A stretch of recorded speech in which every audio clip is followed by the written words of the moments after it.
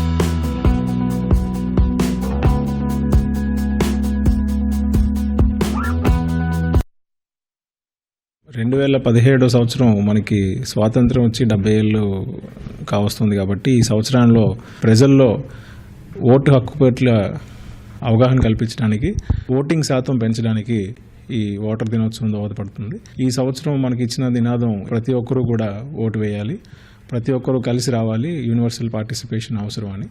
జాతీయ జెండాలోని అశోక్ ధర్మచక్రాన్ని గ్రౌండ్ మీద మానవహారంగా ఏర్పడి తద్వారా మెసేజ్ పంపించాలని నిర్ణయించడం జరిగింది.